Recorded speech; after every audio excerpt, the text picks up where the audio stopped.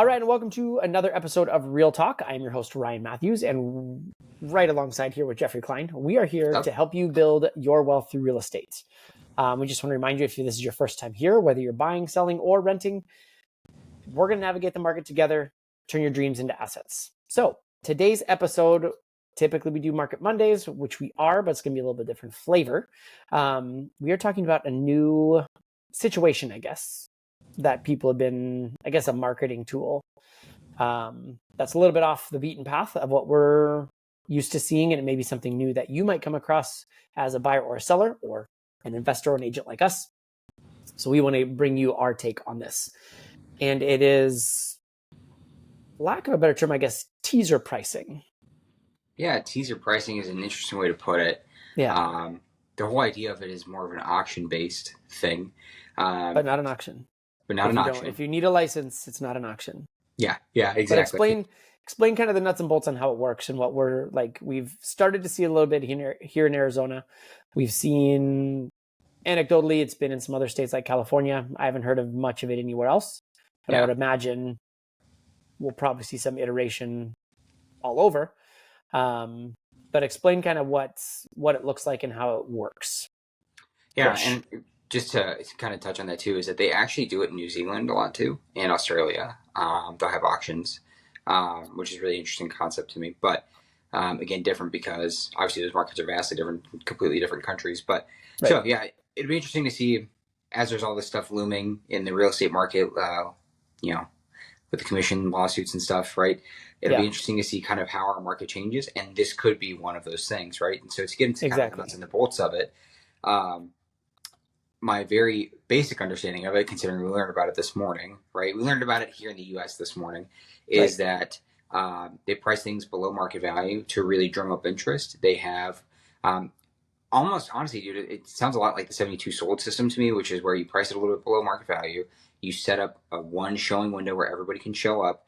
But in this scenario, you have a desk or a table or something set up out front collecting bids, right? Collecting offers. Nobody goes in the house. No, they can go in the house. Yeah, they can go in the house. Yes, okay. But they have to collect the bids, right? This is again so the bid before they leave. They collect a bid, say this is what our offer would be on this house. Yes, exactly. Okay. And so there is no formal contract changing hands. It is literally just a bid, probably a written out. This is what it would look like. Almost think of it like a letter of intent. And so again, they price it below value, and then the way that I understood it this morning is that they canceled the listing and relisted it at the correct price of what the actual contract price was going to be. I don't remember what the starting price was, but the relisted pending price on the MLS is like 1.7 million, right? Okay. And so so let me interject. So you're saying price it low, but it's not like price it a little bit low. It's like significantly low. Like you'd look at this deal and it's like almost too good to be true. That's what I understand, right? And I wouldn't think that it's not. I mean, you can't do it 50%, right? Because we heard a story of that backfiring. One of the other agents in our office kind of shared that too, is that they priced it too low. They got a bunch of offers, but none of them were satisfactory.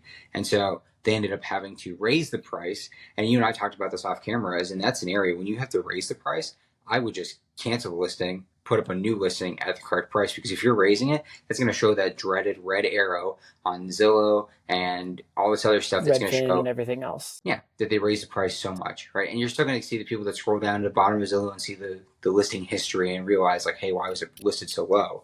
But anyway, so my understanding is that you price it low, but not too low, and then you relist it. Is my understanding. So at the correct under contract price. Okay, so essentially you take all these bids that have come in, they write on a piece of paper before they leave, say, hey, this is what our offer would be. You call them back and say, okay, your offer won, boom, we're going to go under contract. Yeah. And then it goes pending. There's no other back and forth negotiation at that. I mean, there'd be the normal process, but there's no price negotiation or counter pricing or anything at that point. Yes. Yeah. Interesting. Yeah. And you kind of alluded it to, does it always work, and what is the risk, or how can it backfire? Yeah, I think the risk, like I said, is like you could end up not selling it for what you wanted to, right? Or getting offers that don't meet market value. Right. And so, you and I off camera used a really extreme situation where you have a property that's worth $1 million, but you list it for 500, right? Mm-hmm. People that are actually buying $1 million property probably aren't looking at it, right? Unless they need to be in that neighborhood. And then you have a whole bunch of buyers at 500,000 who probably can't afford to go up too much more than that, who are not interested in this property. And maybe they bid it up to 600,000 and that's all you can get. Now you're still a $400,000 gap between what you're under, like your best bid and market value. Right, so that's one scenario. Other scenario would be, and this happened to one of the agents in our office, like we talked about this morning, is that when the price was changed to closer to the comparable price, which is what the agent had said, right? Mm-hmm. The buyer no longer was able to qualify for it or able to purchase the home, and so interesting. Because of that, it's like you and I talked about emotional damage, right, to the buyer, and if the buyer walks in with the wrong expectations, what does that do to them? Or if they get the whether or not you can set the right expectations, they're still going to have some kind of it's still going to affect them. Even if you set the right expectations, they're going to be bummed out because they thought maybe there's a chance, right? They wouldn't submit an offer if they didn't believe that there was a chance to do it. Right. Exactly. So you're going to have potential for, I guess, not a bidding war, but you're going to have potential, like some people upset about the process, and then they can't get it. Like you said, the emotional damage of like, hey, you're going to get excited about this house. And then no, turns out you may not have had a chance on it anyway. Yeah. And then you said, so, I mean, the big conversation is about how the commissions work and everything's negotiable. Mm-hmm. So basically when somebody lists a house, how the commission works is they put what is going to be given to the buyer's agent who brings the ultimate buyer. Yeah. Usually it's not usually, but whatever percentage it's listed at is the only thing on the MLS that is actually binding. That's the only way that a buyer's agent is like tied into what they're going to get paid. Yes. But what somebody was saying on here is it's going to show up that first at that like teaser price for $100. Mm-hmm. So how does that work? Because you cannot negotiate a commission into a deal. So how do you understand that's going to play? I have my thoughts, but how do you understand it? We'll talk about it. Yeah, so we talked about this off camera too, but is that the idea that at $100 commission, right, you cannot, as a buyer's agent, write anything into the purchase contract that would change anything. On the listing side, right, you can have a tiered system, if you will, right? Hey, if we get over X amount, we agree to pay a co-broke of X percent to the buyer's agent, the agent that brings a buyer, right? In theory, I don't know how clean that is. And the other thing we talked about was the additional compensation agreement, right? Right. And that one is interesting too because my train of thought was it's a one-word document for the sellers to sign. And if the sellers agree to the contract but don't sign the additional compensation agreement, right, your buyer is now buying the property for what was offered in the MLS, and we're not going to get into what that is, but we said $100, right? So there's a very good chance that you could be representing your buyer on the purchase of a multi-million-dollar home. In this scenario, is a $1.7 million house for $100. Right. There is no usual compensation. Everything is negotiable. Yeah, would clear that up, but typically, I mean, the norm is at least a number of percent of a home, not $100. So I mean, everybody knows that you're not getting paid $100 typically to help buyers sell a home, so it's going to be far under. Mm-hmm. So I mean, there are rules that we cannot. The only way we can't show a home is if somebody actually doesn't qualify. That's the only reason that we can say, no, I can't show you this home. It can never be, the rules state and the ethics state that we can't show a home based upon whatever commission we would get paid on it. Correct. But that does create an interesting dilemma where, so say if the system's too low, I mean, so say you as a listing agent and you as the seller, like we'll play kind of point counterpoint here. Yeah. So if me as a seller, we say, okay, we're going to do it at this, and it's whatever agreed price it's going to be based upon that system. If they don't like what that's going to be, and even though that's the winning offer, I mean, they could ultimately just cancel, and then you still have to go back on the market. Yes. It's kind of a worst case scenario, right? Like you could, because you're not paying enough, the buyers and whomever could just be like, yeah, no, that's not, like, we don't like the deal. Yeah. And it could be something where you force the issue as a seller to say, hey, you need to compensate your own agent, we won't do it. And to your point, literally, I would like to think that most of my buyers are pretty fair and kind to me, and most of them are, right? And they would understand that if I laid that out and saying, hey, I'm not getting compensated for this, but I'll do whatever you guys need me to do, right? And there's a conversation in there. There's a good chance that a lot of them would be like, well, we don't really want to do that. And so either they would come up with a compensation if they have it, or they probably force the issue and cancel the contract, and then the seller has to go back on the contract, like you said. Right. And I think ultimately, like the main point that we both kind of see is that it creates at best case messiness in the contracts, and it makes it it's already a complicated process. There's a lot of paperwork already involved. There's like almost 100 pages in any buy and sell contract, on a simple contract. But now adding in these different wrinkles, there's a lot more nuances that can, either on the buy side or the sell side, if you're undertaking one of these situations, whether like, hey, you know what, maybe we can get a better deal on the home as a seller, or a buyer, like, hey, I can get a better deal. Like, there's a whole bunch of other wrinkles that we don't know at this point what's going to happen. So I guess our point is like, it makes it unclean. Yeah. And uncertain. Yeah.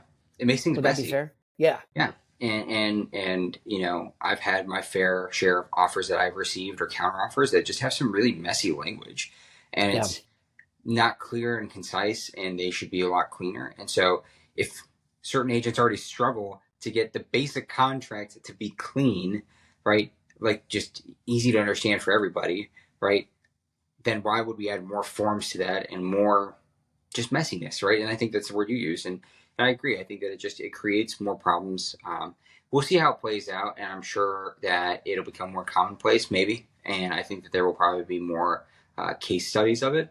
But for now, it's not something that I would advise my sellers to do, and I would certainly not advise my buyers to go look unless they are truly cash and able to pay whatever they want. And this happened in a very particular neighborhood in Scottsdale that people flock to. This is like a super highly desirable area.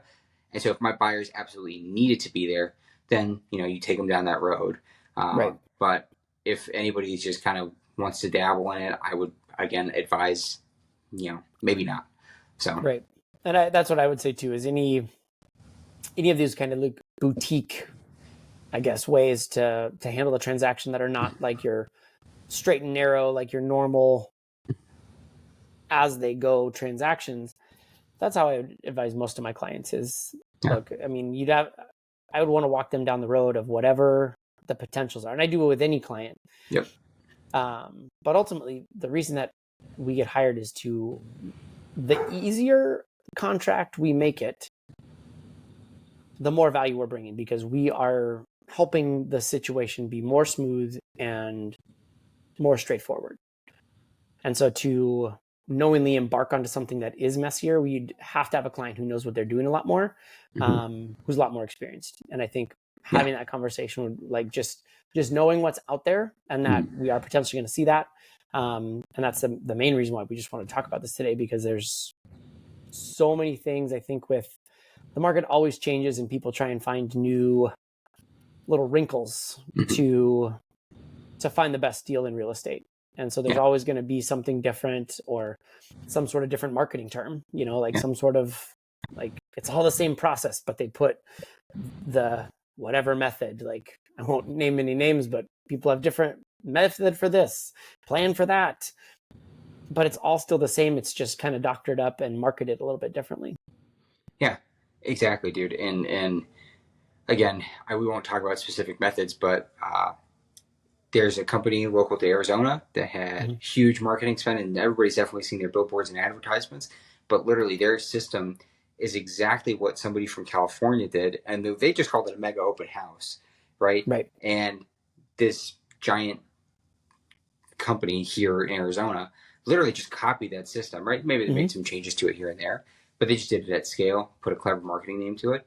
But it's no different than anything that this other team in California was doing. And so it's just interesting. It's just, like you said, like, there's always going to be a gimmick. There's always going to be something new and exciting. And I think that ultimately those things are all flash in the pan, right? And I think that in the case of this big company that had these really big promises of how fast they could sell your home, it was really interesting to watch them and the properties languish on the market for a long time, right? Because you're sad, dude. Yeah, so and it works. It's one of those. It's the excuse me, Flo. What's the soup du jour? It's the flavor of the day, the flavor of the moment. Like it's something new, and people are like, oh yeah, I'm gonna try this. It's great. But at the end of the day, we've talked about this many times. Like what ultimately drives the market is economics, straight economics. Nothing beyond that. It's supply and demand. Yeah. And somebody ultimately will pay as much as the market will bear. Yes. And a different marketing twist is only going to do so much. Like it's going to generate some business, and it might generate some demand in small scale. But at the end of the day, there's a reason over the last 50 years, the average appreciation is like 5.8%. Because over time, the price is the price that the market will pay. Yes. Nothing more, nothing less. And so that's where we just have to be cautious. And some people get some great deals as a seller and a buyer using this 100%. There will be some good deals that happen with any new technique. And we just have to go in it with our eyes open. And I do expect, obviously there's always legislature that gets involved somehow with a lot of these, or there's and maybe not even legislature, but just different rules with the MLS and the Department of Real Estate. So it'll just be interesting to see and watch early on, it's going to be kind of the Wild West with different things. Like things will be allowed because they're within the rules of the game, but then at some point the rules will change. And then, and that's how real estate evolves and makes it always evolves for the better. And I think my last point on it is I love the contracts here in Arizona. Yes. Because they are very protective of the clients, either a buyer or a seller. And they're actually really good. Some states, I'm familiar with Washington as well. But those are not nearly as clear as the ones in Arizona. It's very clear what the mechanisms of the contract are, who has to do what, by when. And that's a good thing. It's very particular where it's like this. If you do this, you're going to buy the house. If you don't do this, you're going to be on the hook, or you're going to be on the hook. Yeah. And I think at some point, that's where, the contract in Arizona used to be a page and a half. Now it's 13 and a half pages. It's because of this. It's funny because I think that the contract is very slanted to protect the buyer. Yes. The purchase contract is. It's not always the worst thing in the world, though. Yeah. And I think that in general, this is what I grew up with, right? Is the Arizona, and from what I've heard from all accounts, man, it is really well written. People look to us as kind of, I don't want to say the threshold, but they look to us as an example for sure when writing their own stuff. I've seen some California contracts, or read some of them through various Facebook articles, whatever, Facebook postings, and they're interesting. There's similarities, but they just don't seem as clear to me. So, to your point, Arizona. Good on you, Arizona. Yeah, absolutely. And I know Washington's much more balanced. It's not nearly as strong bias toward the buyer. And not to say that it's an unfair contract. No. I don't want us to miscategorize it. Yes. But it in Arizona, the buyer purchase contract is much more slanted to the buyer. It just is what it is. But in Washington, it's much more balanced. I think you're right. I think it just is interesting. And so it's going to be, wherever you're listening to this, it's going to be interesting depending on what your state and jurisdiction does allow. Yeah, exactly. So, yeah. Well, I like this. I like talking about the new stuff that comes in. And thank you all for tuning into Real Talk. Do not forget to subscribe and rate the podcast for more insights and advice.